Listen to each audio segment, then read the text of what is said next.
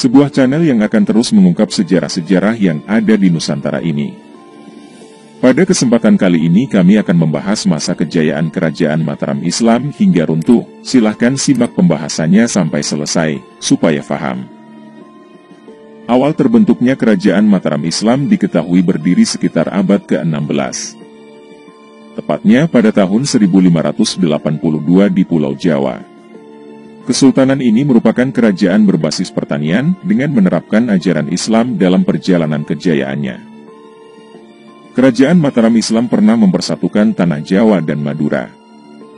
Kesultanan ini juga pernah memerangi VOC di Batavia untuk mencegah penyebaran kekuasaan VOC. Pusat pemerintahan Kesultanan Mataram Islam terletak di wilayah Kuta Gede yang berada di kota Yogyakarta sekarang. Dalam perjalanannya, kesultanan ini meninggalkan beberapa jejak sejarah yang masih terlihat hingga kini, seperti Kampung Matraman di Jakarta, sistem persawahan di Jawa Barat yaitu Pantura, serta beberapa batas administrasi wilayah yang masih diberlakukan hingga kini. Berikut perjalanan sejarah Kerajaan Mataram Islam dari masa awal berdiri hingga runtuhnya kesultanan tersebut. Masa awal berdirinya Kerajaan Mataram Islam ini dimulai dari perebutan wilayah Pajang oleh Sutawijaya. Lalu Kerajaan Mataram menjadi salah satu kesultanan Islam yang dinilai berkembang di tanah Jawa. Kerajaan Mataram Islam rutin menerjemahkan naskah Arab dan menerjemahkan Al-Quran ke bahasa Jawa. Mulai saat itu, kesultanan ini mendirikan pesantren yang menjadikan wilayahnya sebagai pusat agama Islam.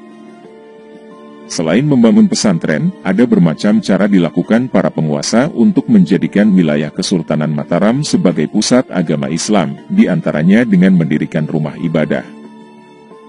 Kejayaan Kesultanan Mataram terjadi pada saat Raden Mas Rangsang, atau biasa dikenal dengan Sultan Agung memimpin Kerajaan Mataram Islam, pada tahun 1613 sampai tahun 1645.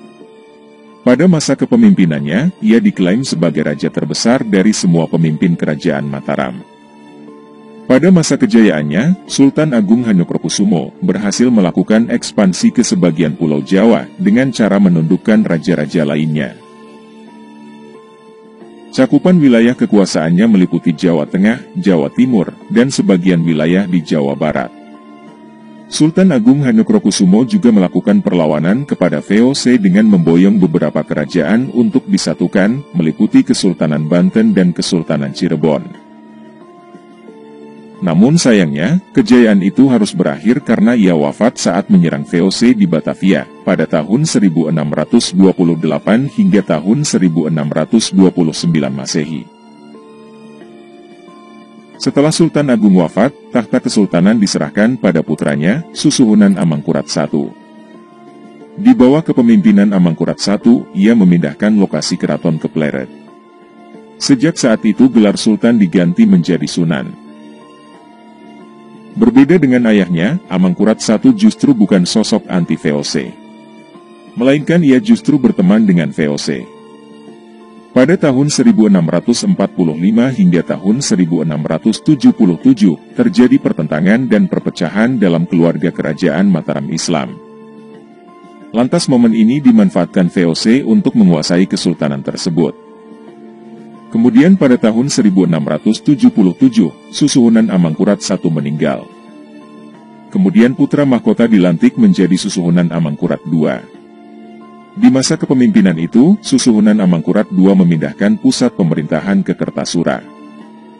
Belanda pun mulai menguasai sebagian besar wilayah Kerajaan Mataram saat Raja Amangkurat II memimpin. Hal ini kemudian membuat rakyat menderita karena kebijakan-kebijakan yang dibuat oleh Belanda. Kepemimpinan Kesultanan Mataram terus berganti.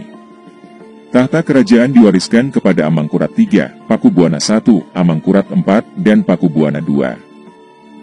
Pada kepemimpinan Pakubuwana II, merupakan akhir dari kejayaan Kerajaan Mataram Islam. Hal ini ditandai dengan penandatanganan penyerahan kedaulatan Mataram kepada VOC pada 11 Desember tahun 1749. Namun secara de facto, Mataram ditundukkan sepenuhnya pada tahun 1830. Sampai akhirnya pada 13 Februari tahun 1755 menjadi puncak perpecahan Kerajaan Mataram Islam. Hal ini ditandai dengan perjanjian Giyanti yang membagi kerajaan Mataram menjadi dua, yaitu Kasunanan Surakarta dan Yogyakarta. Usai dibagi menjadi dua wilayah, perpecahan kembali melanda kerajaan Mataram, sehingga pada tahun 1757 terjadi perjanjian Salatiga. Namun perpecahan ini berakhir pada tahun 1830 saat Perang Diponegoro selesai. Seluruh daerah kekuasaan Surakarta dan Yogyakarta dirampas oleh Belanda. Akhirnya pada 27 September tahun 1830 terjadi perjanjian Klaten yang menentukan wilayah kekuasaan Belanda. Akhirnya secara permanen kerajaan Mataram diserahkan kepada Belanda lewat perjanjian tersebut. Ada banyak peninggalan dari kerajaan Mataram Islam yang masih bisa disaksikan hingga kini, yaitu seperti Pasar Kota Gede, Masjid Agung Negara di Yogyakarta, Kompleks Makam Kerajaan Imogiri di Bantul Yogyakarta, hingga Masjid Agung Surakarta di Solo. Selain itu, ada juga kitab sastra Gending yang menjadi sumber sejarah kerajaan Mataram Islam.